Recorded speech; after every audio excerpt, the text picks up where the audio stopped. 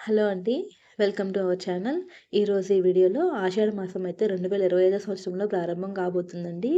అది ఎప్పుడు ప్రారంభమవుతుంది? అలాగే ముగింపు తేదీలేంటి? అసలు ఏంటి ఈ ఆషాఢ మాసపు విశిష్టత?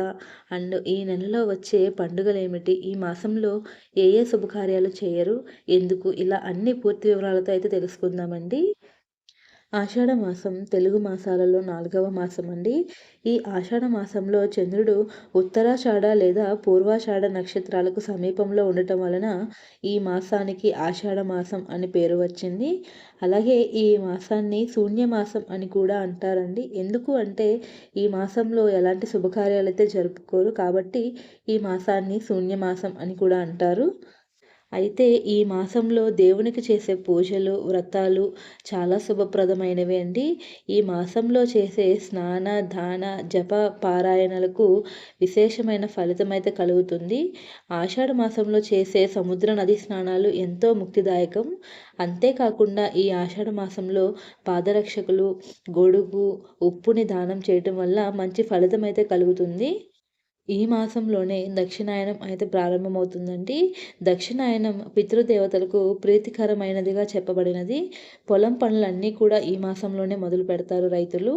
చైత్ర, వైశాఖ మాసాలలో వ్యవసాయ పనులైతే ఉండవండి. ఆషాఢ మాసంలో గోరింటాకు పెట్టుకుంటే చాలా మంచిదని చెబుతూ ఉంటారు. ఆషాఢ మాసంలో వాతావరణం అనేది మారుతుందండి.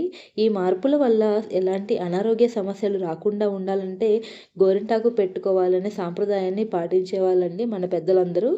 అలాగే ఈ ఆషాఢ మాసంలో చాలా ముఖ్యమైన పర్వదినాలే ఉన్నాయండి. ఆషాఢ శుద్ధ విధియ నాడు పూరి జగన్నాథ రథయాత్ర అయితే కన్నుల పండుగగా జరుపుతుంటారు. ఆషాఢ సప్తమిని మనము భాను సప్తమిగా జరుపుకుంటాము. అంతేకాకుండా ఈ మాసంలో చేసే పూజలు, వ్రతాలు, నోములు చాలా పవిత్రమైనవి. తెలంగాణలో ఈ ఆషాఢ మాసంలో ప్రతి ఒక్క మహిళ ఎంతో భక్తి శ్రద్ధలతో అమ్మవారికి బోనాలు సమర్పిస్తూ ఉంటారండి. అంతేకాకుండా శ్రీ మహావిష్ణువు పాలకడలిలో శేషతలముపై యోగ నిద్రలోకి వెళ్ళేది కూడా ఈ మాసంలోనేనండి. దక్షిణాయన కథల ప్రకారం ఆషాఢ మాసం సమయంలో దేవుళ్ళు నిద్రలోకి వెళ్తారు.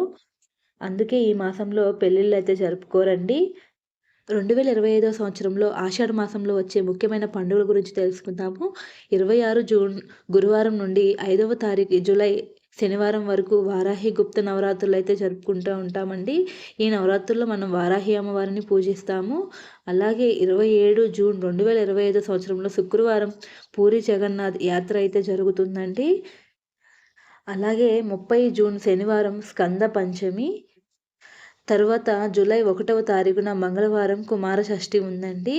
దీని తరువాత ముఖ్యంగా 6వ తారీఖు నుంచి జూలై ఆదివారం తొలి ఏకాదశి అంటే తొలి ఏకాదశి రోజు పండగండి. ఈ రోజు నుంచే చాతుర్మాస్య వ్రత ప్రారంభం అవుతుందండి. మన ఛానల్ని సబ్స్క్రైబ్ చేసుకోండి.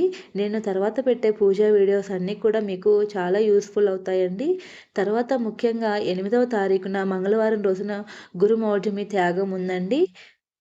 దీని తర్వాత 10వ తారీఖున జూలై గురువారం రోజున ఆషాఢ పూర్ణిమ లేదా వ్యాస పూర్ణిమ లేదా దీనిని గురు పూర్ణిమ అని కూడా అంటారండి. ఈ రోజున మనము మన గురువు గారిని అంటే మన గురువు స్థానంలో ఎవరినైతే భావిస్తామో వారికి పూజ అయితే చేసుకుంటూ ఉంటాము.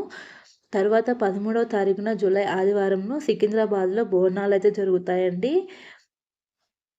తర్వాత 14వ తారీఖు జూలై 2025 సంవత్సరంలో సోమవారం వచ్చిందండి సంకటహర చతుర్థి వ్రతము. ఈ వ్రతాన్ని సంవత్సరంలో 12 నెలలు చేస్తే చాలా పుణ్యం అయితే జరుగుతుందండి. తర్వాత 17 జూలై గురువారం దక్షిణాయన పుణ్యకాలం అయితే ప్రారంభమవుతుంది. 20వ తారీఖున ఆదివారం హైదరాబాదు బోనాలు అయితే జరుగుతాయండి. 21 జూలై అయితే సోమవారం కామిక ఏకాదశి వచ్చిందండి. ఇవేనండి ఆషాఢ మాసంలో వచ్చే ముఖ్యమైన పండుగలు. Thanks for watching.